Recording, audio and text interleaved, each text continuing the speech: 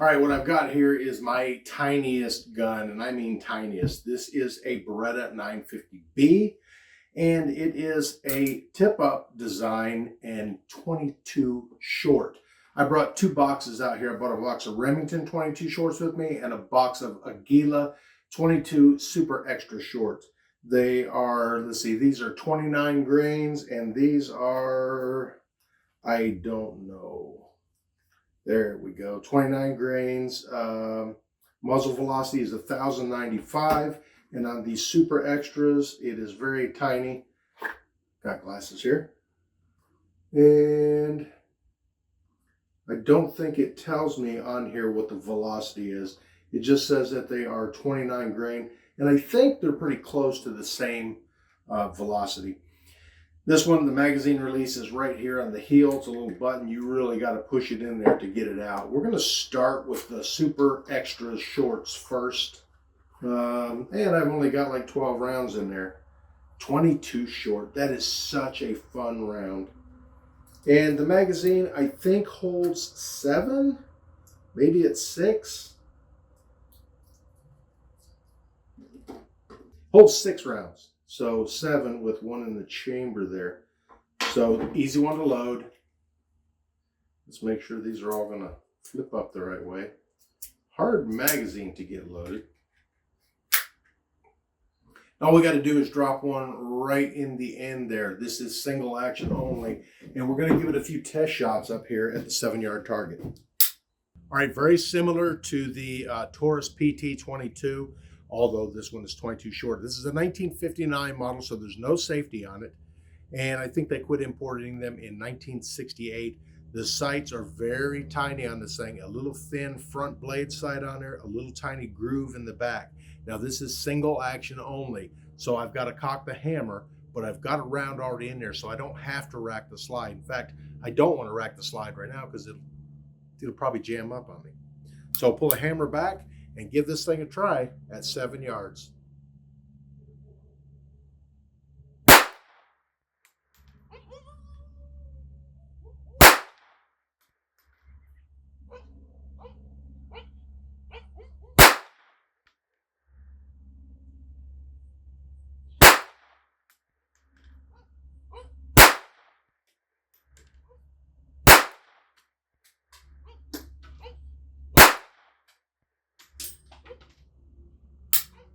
And that was 7 rounds right there.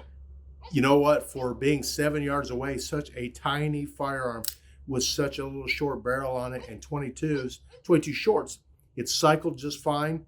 And it's not the worst group I've ever shot. Let's go take a peek at it. Okay, 1, 2, 3, 4, 5, 6, 7. It looks like everything is nice and round too. I don't see any bullet tumbling on there. And everything is kind of high and to the left. But yeah, not a terrible group for such terrible sights.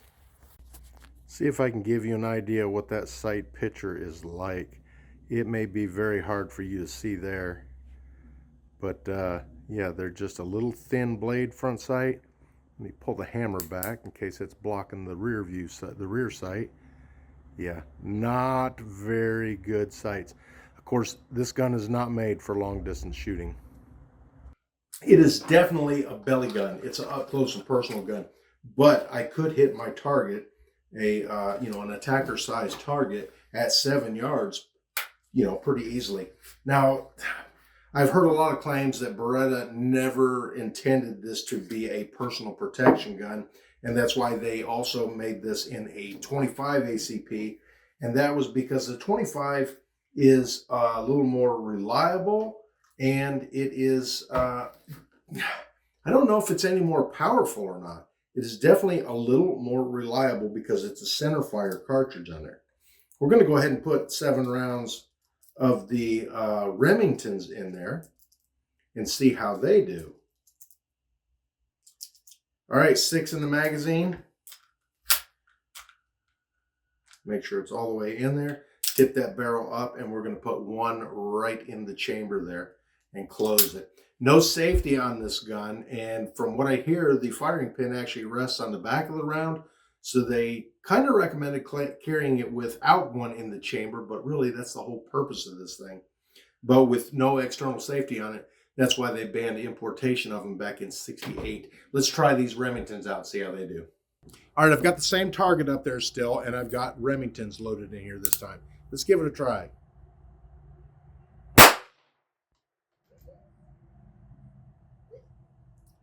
Oh, we got a failure to feed there.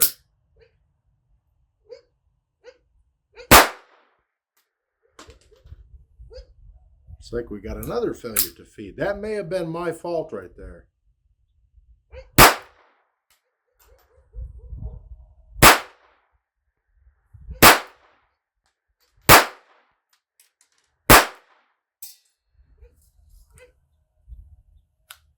All right, there were 2 failures to feed on that, and that, like I said, that could have been my fault. Usually I'll take and flick that follower a couple times just to make sure they're all wiggled around there the right way.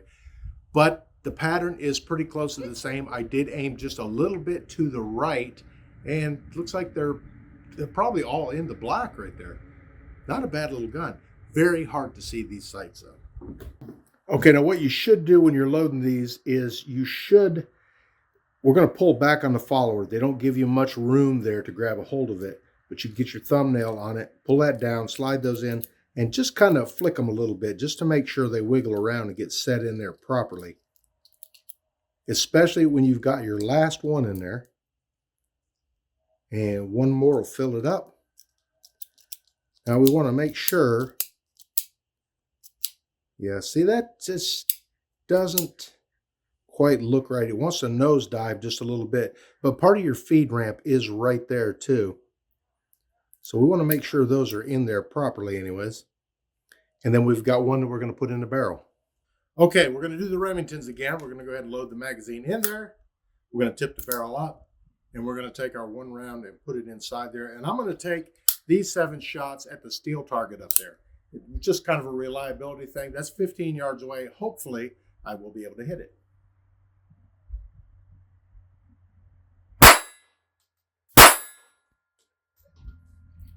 There's another failure to feed.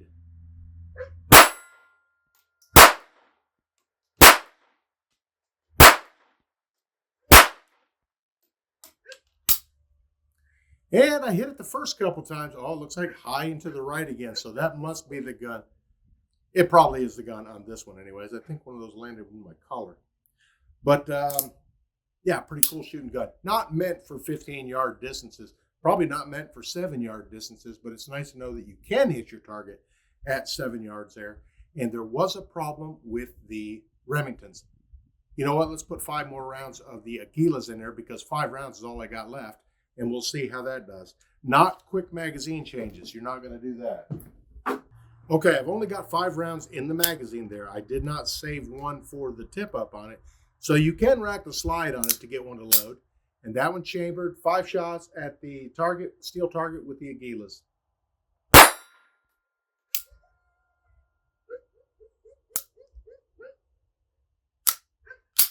That was a failure to feed there too.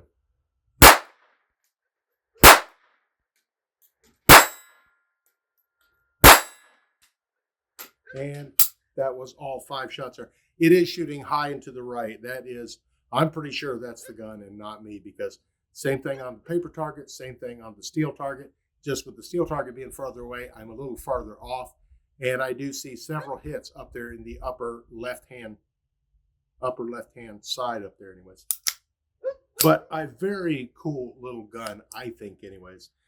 And like I said, Beretta did not promote this as a self-protection firearm. Maybe that's the reason why, a little unreliability. Now, another thing I did notice, and I've read some other forums and all kind of stuff, is people said that some people said they did not have the Beretta magazine. And the Beretta one, I guess, has writing on it saying that it's a Beretta one. This one has no markings on it. So I'm assuming this is not a Beretta magazine, but I might try to find me one and see if that makes a difference, because that's what some of the other people had said was their non-Beretta magazine gave them feeding issues. But it's still a cool little gun. I like it.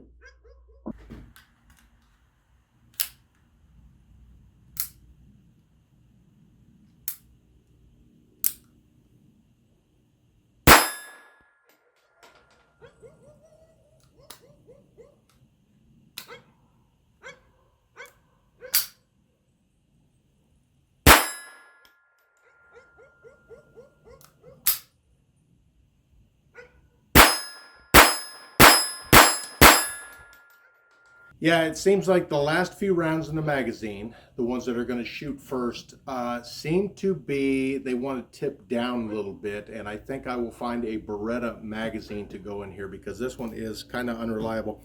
Another thing with this gun, if you have pretty thick hands, and I do, that right there is what they call slide bite. So the meaty part of my hand, when I pushed up on that, actually squeezed up some there, and that slide come right across there, and it did cut me pretty good. That's never a good thing. So if you do get one of these little teeny tiny mouse guns like this, you might want to watch that grip you got on that thing. Yeah, that doesn't feel real good. All right, so in my opinion, it's a cool gun. Practical, probably not. Effective, can be. Nobody wants to get hit with any round, regardless of the caliber, whether it's a 22 short, long rifle, 44 Magnum. Nobody out there wants to get hit with one, and is probably more effective than a rock or a sharp stick anyways. But it's just really cool. I really like these little tiny guns like this. Oddball calibers. Not that 22 short is oddball. They've been around. It's the first American metallic cartridge. Yes, it was derived from a French Flaubert who, designed it for the indoor shooting galleries and stuff. But the 22 short is a American cartridge, and it is the first metallic cartridge in the United States.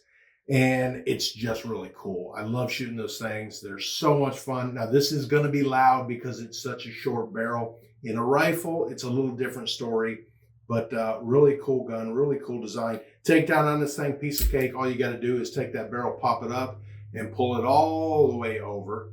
And then you can take that, pull the hammer back. You can pick it up a little bit, pick the front of it up, and pull the slide right off of there. We're going to kick the magazine out. It came out with the magazine in there. That's not a problem. Putting it back on, you're just going to slide it right back on there. You got to get everything kind of lined up. There's two little springs underneath here that point forward, and I'll show you those. One right there and one on the other side. That's your recoil spring. There's no recoil spring down in here. So you got to put this back on there, and you got to get those lined up with the little hole they go into, and then that's it. Put your barrel back down in there. It's rim fire. Don't dry fire it. Yes, I did dry fire it on my last rounds to ensure that I did not have another round in there. But very cool little gun. This one was made in 1959, so there's no safety on it. I probably already said that. And I did mistake my left from my right a few times there. I was shooting high and to the left, and I think I said right a couple times. But it's just a cool little gun. It really is. I really like the thing. Very tiny, very easy to conceal. And yeah, it's just a good looking gun. Anyways, if you could reach up here and hit this button, check out some of my other videos, hit the little round one down there to subscribe if you haven't already. And thanks for watching Small Caliber Arms Review.